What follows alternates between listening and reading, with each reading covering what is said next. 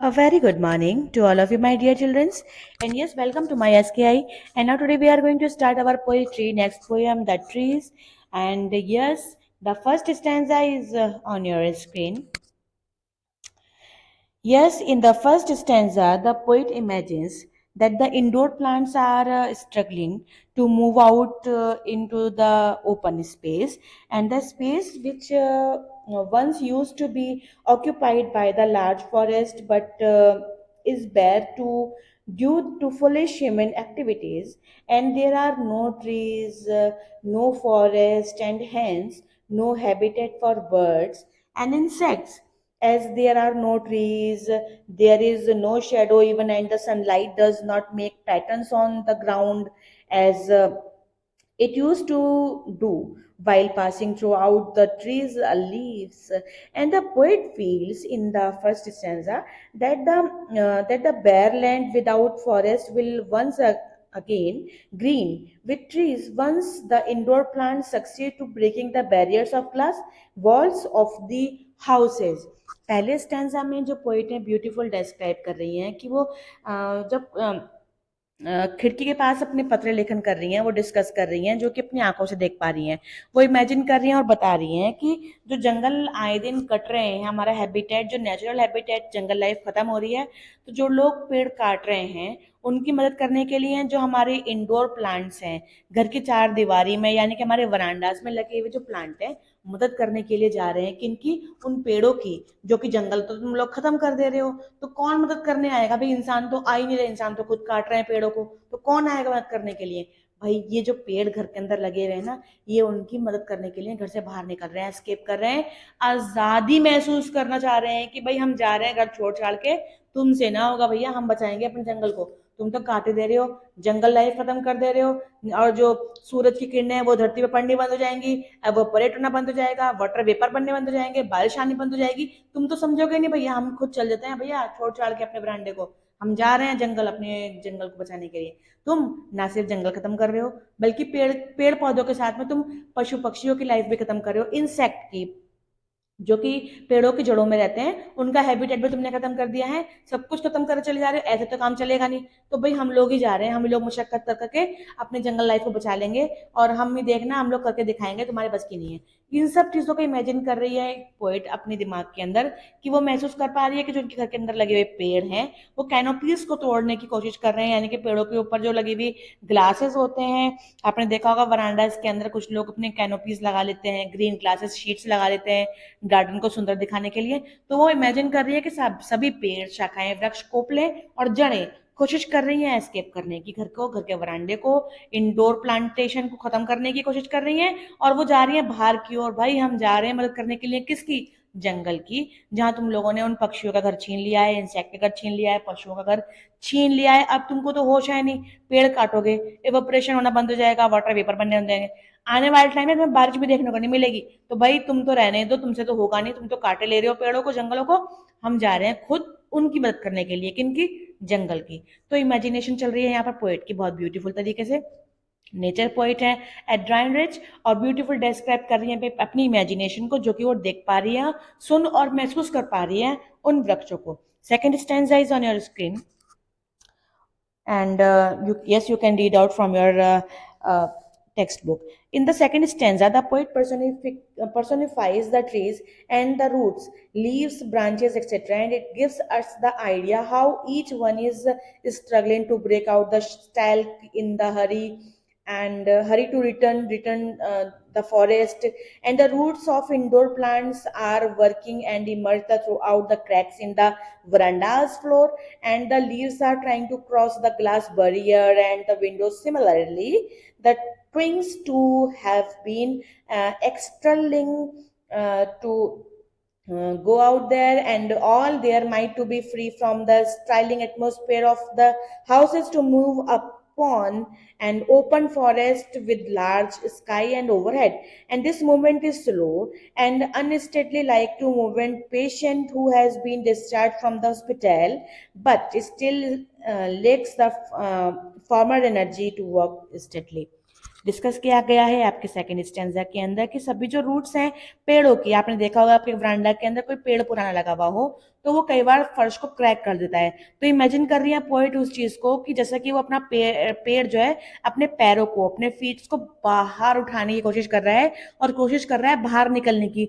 Style के यानी कि छोटी छोटी जो शाखाएं, पत्तियां, कोपले हैं, इमेजिन किया गया है, जो कि पुरानी स्टाइल की भी होती हैं। घर के बुजुर्ग लोग होते हैं वो कैसे थोड़े से झुक जाते हैं ना, वो डंडी पकड़ के चलते हैं। तो जो पुराने पेड़ की जो शाखाएं वो जो टूड़ी मुड़ी सी हो गई हैं, मुड़ी तुड़ी सी हो गई हैं, उनको इमेजिन किया गया है घर के बुजुर्ग से। वो भी लगे हुए हैं, धीरे धीरे मशक्कत कर रहे हैं बैरियर को तोड़ने की, कैनोपीज को तोड़ने की, घर से बाहर निकलने की। इमेजिन किया जा रहा है कि जैसे कि एक पेशेंट हो, सेकंड स्टेंजा में आपके, कि जैसे कि एक पेशेंट हो, काफी समय से हॉस्पिटल के अंदर बंद हो, चार दीवारी के अंदर ट्रीटमेंट के अंदर हो, और अंदर हॉस्पिटल के अंदर अपने जीवन यापन कर रहा हो।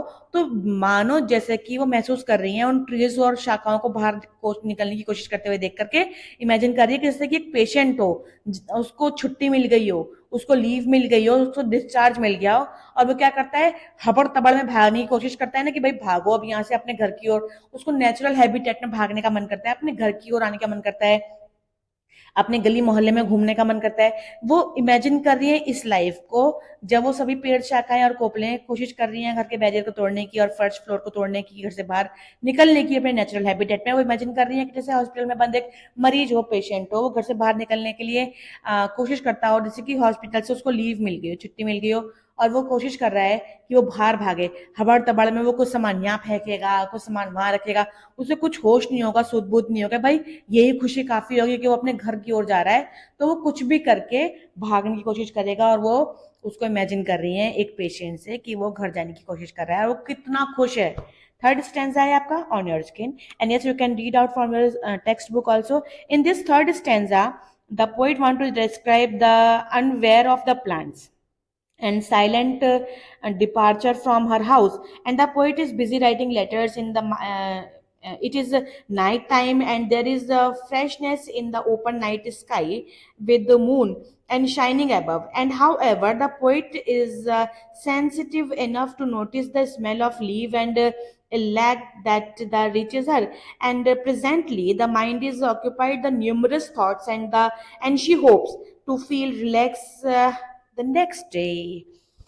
थर्ड स्टेंजा में जो पोइट है वो डिस्क्राइब कर रही है अबाउट द प्लांट्स, जब वो महसूस कर पा रही हैं। एक सेंसिटिव न्यूमरस को यहाँ पे पेश किया गया है कि जो पोइट है वो इतनी नेचर डिवोटी हैं कि वो महसूस कर पा रही हैं उन पेड़ों की शाखाओं की आवाजों को, उनको विस्पर्ड करते हुए, बुदबुदाते हुए, जैसे कि धीरे धीरे वो कह रहे हैं कि भाई तू वहां से तोड़ खिड़की, भाई तू वहां से निकल, भाई देख वहां पे जगह है, भाई देख उधर भी एक कोना दिख रहा है। तो इस तरीके से जो विस्परिंग हो रही है, विस्परिंग मतलब आपस में डिस्कशन, बुदबुदाना।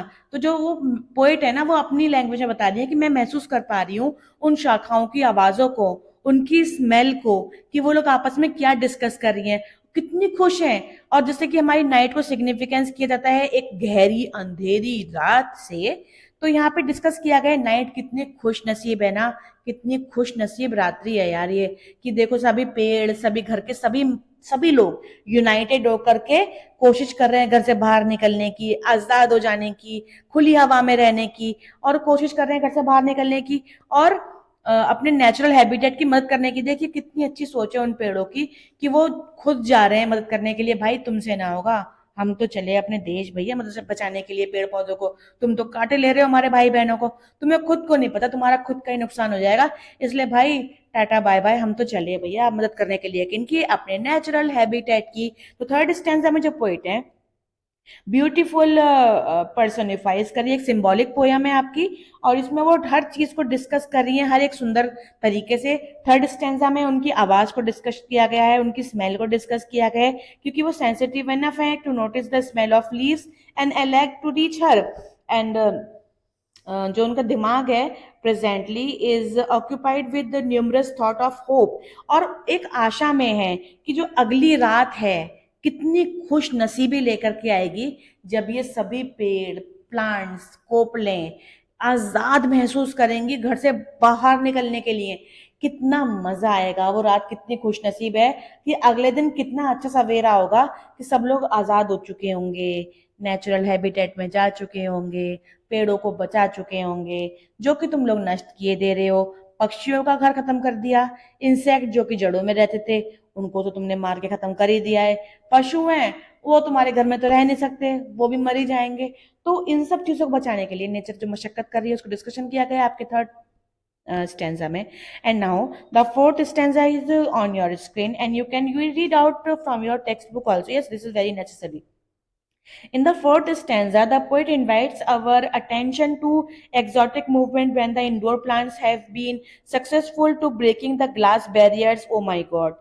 And serious matter है भाई सुन लो। And are now moving towards the forest unsteadily, and the Whisply wind welcome with the open arms, and winds are personified with therefore and exuberance with the which is they rush to meet the second coming of the trees, is the ray of fresh hopes and fresh attempts with the refreshed vigor, and the moon is make the artificial plant and look brighter than the natural one breaks with the mirror images, and the dreams evaporates into the air।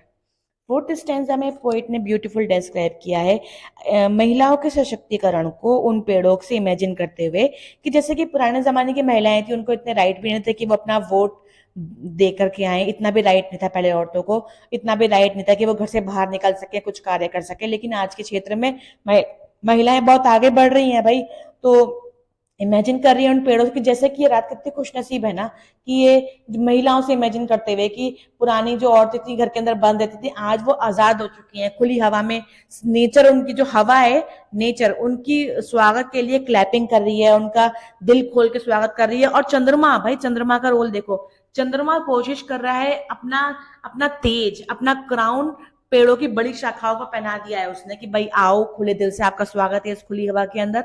इस तरीके से महिलाओं को भी स्वागत करने के लिए चंद्रमा ने अपना क्राउन उनको दे दिया है कि भाई महिलाएं आप भी आगे आइए, और आपने भी बड़ा अच्छा काम किया है कि आपने आजादी ढूंढी है, आपने सशक्तिकरण ढूंढा है, आपने भी देश को बिल्ड करने के लिए अपना एक रोल अदा किया है। तो पेड़ों को इमेजिन किया गया है आपके महिला सशक्तिकरण से। जो पुरानी महिलाएं थी उनके ऊपर कितनी रोक टोक थी, लेकिन आज के टाइम में ऐसा कुछ भी नहीं है। इस चीज को इमेजिन किया गया है पेड़ों की बंदिशों से। तो जो चंद्रमा है उसने अपना क्राउन पहना दिया है, हवा क्लैपिंग कर रही है। फॉरेस्ट से इमेजिन किया गया है सोसाइटी से, ट्रीज को इमेजिन किया गया है महिलाओं से, जो पुरानी महिलाएं हैं। तो जब वो महिलाएं घर से बाहर निकली हैं तो फॉरेस्ट यानी कि इमेजिन किया सोसाइटी से, सोसाइटी उनकी दिल खोल के स्वागत कर रही है। तो ये imagination full out symbolic poem है जिसको इमेजिन किया गया पुराने पेड़ों को, शाखाओं को, घर के बच्चों को यूनाइटेड होकर के हेल्प करने हैं एक तरफ, और एक तरफ जो है चंद्रमा उनको क्राउन पहना रहा है और खुले दिल से उनका स्वागत कर रहा है। So keep reading dear students, this is one of your beautiful poem. Have a nice day, I love you, good bye.